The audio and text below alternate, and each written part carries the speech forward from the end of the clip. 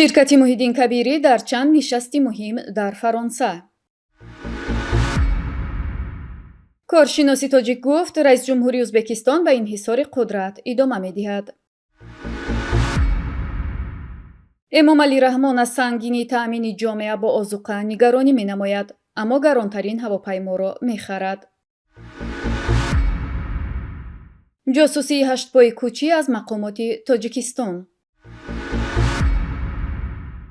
Муҳиддин Кабирӣ, раҳбари Паймони Миллии Тоҷикистон, дар ҳисоби твиттериаш аз баргузории чанд нишасти муҳим дар Фаронса хабар дод. Ӯ навиштааст: ду рӯз дар Париж пур аз мулоқот буд. Таъсири ҷанг бар Осиёи Марказӣ ва Қавқоз, мубориза бо диктаторӣ ва радикализм аз мавзӯоти аслии мулоқотҳо буданд.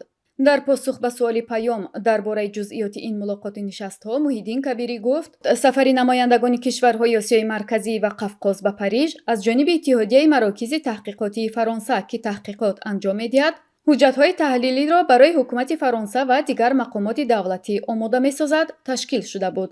ба гуфтаи раҳбари Паймони Миллии Тоҷикистон, таъсири ҷанги Русия ва Украин ба Осиёи Миёна ва Қавқоз, афзоиши нуфузи Чин дар минтақа, ояндаи минтақа, ки баъди ҷанг кадом самт рушд хоҳад кард, ва масоили мубориза бо диктатуру радикализм аз мавзӯъҳои матраҳ дар ин нишастҳо буданд. Муҳиддин Кабирӣ таъкид кард, ин аввалин мулоқотест, ки дар чанд соли охир аз ҷониби Фаронса ташкил шуд. ҳама медонанд, ки Фаронса нақши муҳиме ифо мекунад ва аз тарафи дигар дар ҳама масоили вобаста ба ҷумҳуриҳои собиқи шӯравӣ мавқеи хоси худро дорад.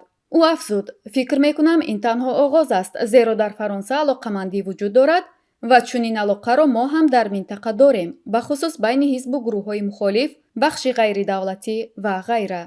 дар ҳамин ҳол, раҳбари Эътилофи мухолифин ба ин назар аст, ки як-ду мулоқот натоиҷи сареъ нахоҳад дошт. ӯ афзуд: бояд корҳо ҳамешагӣ ҳадафманд, мавзӯӣ ва муҳимтар аз ҳама хастагинопазир идома ёбанд. чун тағйир додани назари аврупоиҳо, бахусус фаронсавиҳо, ки ин мавқеоташон на даҳҳо, балки садсолаҳо шакл гирифтаанд, осон нест. бинобар ин ман аз ҳад зиёд хушбин нестам, аммо корҳо бояд идома ёбад.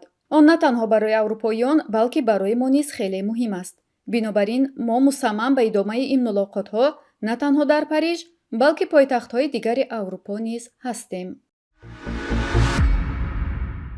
коршиноси тоҷик гуфт, ӯзбекистони давраи раёсатҷумҳурии Шавкат Мирзиёев аз ӯзбекистони давраи Каримов тафовути чандоне нахоҳад дошт. Саъдӣ Ворисов бо нашри изҳори назараш дар Фейсбук дар бораи раъйпурсӣ барои тағйири сарқонуни Ӯзбекистон гуфт, ӯзбекистони Мирзиёевӣ аз ӯзбекистони Каримовӣ аз лиҳози ҳукми сиёсӣ, инҳисори қудрат ва тамаркузгароӣ тафовути ҷиддӣ нахоҳад дошт.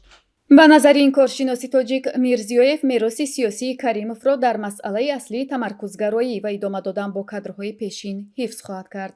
ахиран дар 30 апрели имсол раъйпурсии саросарие дар Ӯзбекистон дар ҷиҳати тағйири сарқонуни ин кишвар баргузор гашт. комиссияи интихоботии ин кишвар эълон кард, аксари кулли иштирокдорони раъйпурсӣ дар Ӯзбекистон ба ҷонибдорӣ аз тағйирот дар сарқонуни он раъй доданд. бар ин асос дар маҷмӯъ конститутсияи ин кишвар 65% нав карда мешавад.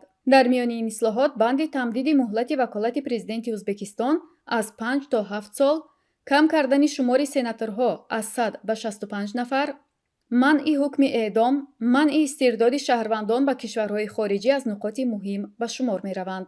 комиссияи марказии интихоботи Ӯзбекистон эълон кардааст, мувофиқи маълумоти пешакӣ беш аз 90% одамоне, ки дар овоздиҳӣ иштирок доштанд, ба тарафдории конститутсияи навшудаи Ӯзбекистон овоз доданд. тибқи иттилои комиссияи марказии интихоботи ин кишвар дар раъйпурсӣ 16 миллиону 673 189 нафар ё беш аз 84% шумораи умумии интихобкунандагон ширкат карданд. раис ҷумҳури Тоҷикистон гуфт, болоравии сатҳи таваррум дар бархе аз кишварҳо ва идомаи ин раванд таъмини амнияти озуқавориро душвортар хоҳад кард. Эмомалӣ Раҳмон таи сафараш ба баъзе аз навоҳии вилояти Хатлон дар ноҳияи Данғара гуфт, бар асоси барномаи озуқавории Созмони Милали Муттаҳид, таъмини аҳолӣ бо маводи ғизоӣ дар соли 2023 боз ҳам сангинтар хоҳад шуд. дар ин зимн, ӯ яке аз сабабҳои сафараш ба вилояти Хатлонро ба ин гуна арзёбиҳои созмонҳои ҷаҳонӣ рабт дод. як сабаби ман ҳаминҷо омадан имсол нисбат ба соли гузашта барвақт аз замин иборат аст, ки ҳоло саршави бием, ки қариби фасли баҳор аст. имконияти кишту кор ҳаст. ва огоҳ кардани мардум аст. ман мебинам, шоҳид ҳастам худам. мардуми мо камтаре ки рӯзи сахтиҳо паси сар шудааст, каму беш шикамаш бӯи нон ки гирифт, ба зиёдаравӣ даст мезанад, ба исрофкорӣ даст мезанад. раис ҷумҳури тоҷикистон таи ин суханронии худ иттифоқоти солҳои 90-уми асри гузаштаро ба ношукрии мардум муртабит донист, ки ба гуфтаи ӯ феълан боз шурӯъ шудааст. таъкиди дигари Эмомалӣ Раҳмон сари ҷалби сармоягузорӣ ба иқтисоди кишвар ва сарфакорӣ буд. ин дар ҳолест ки ҳафтаи гузашта рассонаҳо аз харидорӣ шудани ҳавопаймои раисҷумҳури Мексика аз тарафи Тоҷикистон хабар доданд. Es decir, alrededor de 92 millones de dólares. Este precio cumple con el avalúo que realizó el INDAVI. La transacción se hizo con la República de Tayikistán. Este es un país asiático. қимати ин тайёра 92 миллион доллар аст, ки он барои Эмомалӣ Раҳмон харидорӣ шудааст. ҳолон ки буҷаи давлатии Тоҷикистон дар соли 2023 311 миллион доллар аст, ки пули ин ҳавопаймо беш аз 33% онро ташкил медиҳад. ширкати ҳаштпои кӯчӣ таи чанд соли охир пайи ҷосусии мақомоти Тоҷикистон будааст. ба асоси иттилои гурӯҳи таҳқиқотии Продафти Швейтсария, ҳакерҳо аз соли 2020 таҳти унвони гамбусаки коғазӣ пайи дарёфти иттилооти махфӣ аз мақомоти Тоҷикистон буданд. ин гурӯҳ мансабдорони воломақоми давлатӣ, хадамоти иртиботӣ ва иншооти муҳими ҷамъиятиро ҳадаф қарор додааст. муаллифони гузориш ному насаби бархе аз мақомдорони тоҷикро нашр карданд, ки эҳтимол ҳадафи ин ҳамлаҳои ҳакерӣ қарор гирифтанд.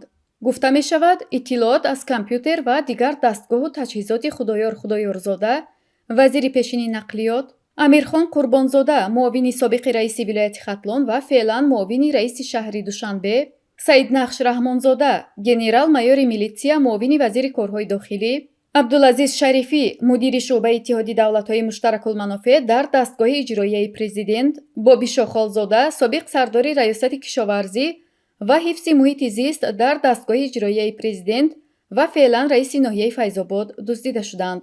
киберҷинояткорони ҳаштпои кӯчӣ аз як нармафзори зараровар барномаи Windows-ро истифода карданд.